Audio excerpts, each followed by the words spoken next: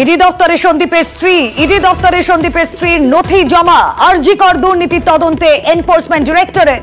ইডির নজরে সন্দীপ ও তার স্ত্রীর সম্পত্তি ও ব্যাংক অ্যাকাউন্টের তথ্য চায় ইডি। গতকাল সন্ধ্যায় ইডি দপ্তরে নথি জমা সন্দীপের স্ত্রী।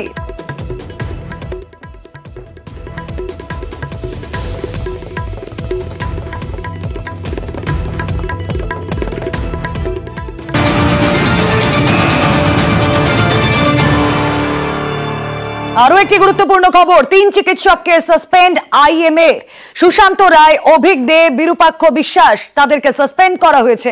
3 জনের বিরুদ্ধে একাধিক অভিযোগ, হুমকি, অযোগ্যদের নম্বর বাড়ানোর অভিযোগ, হাওড়ায় আইএমএ সম্মেলন ও বানচালের অভিযোগ। সদস্য পদ বাতিল করলো আইএমএ রাজ্য শাখা। আরো একবার আপনাদের জানিয়ে রাখি, 3 চিকিৎসককে সাসপেন্ড আইএমএ। সুশান্ত রায়, অভিক দে, বিরূপাক্ষ বিশ্বাসকে সাসপেন্ড। ডিটেলে জানাবেন অভিজিৎ চন্দ্র, প্রতিনিধি রয়েছেন সঙ্গে। অভিজিৎ।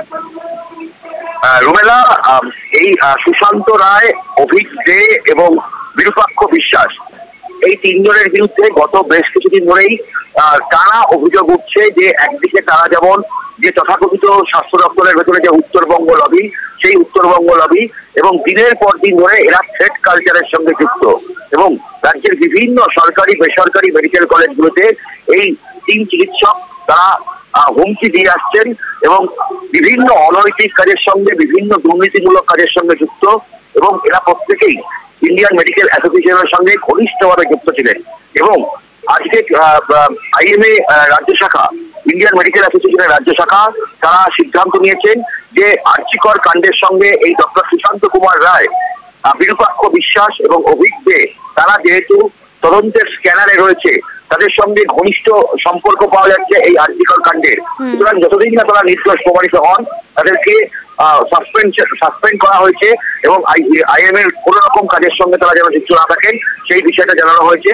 এবং একই সঙ্গে কিছুদিন আগেই হাওড়াতে আইএমএর যে অ্যানুয়াল জেনারেল বডি মিটিং ছিল, সেখানেও জোর করে এই 3 চিকিৎসক এবং তাদের অনুগামীরা তারা সেখানে গিয়ে ভাঙচুর সমেত নানান কাজকর্ম করেন। এটা আইএমএর প্রোটোকল বিরোধী, আইএমএর আইন বিরোধী এবং একই সঙ্গে যেহেতু তারা রাজ্য জুড়ে ছাত্রছাত্রীদের ওপর, জুনিয়র ডাক্তারদের ওপর হুমকি সংস্কৃতি নামিয়ে আনছে, তার বিরুদ্ধেই সেই কারণে আইএমএ রাজ্য শাখার এই পদক্ষেপ। আপাতত ধন্যবাদ অভিজিৎ।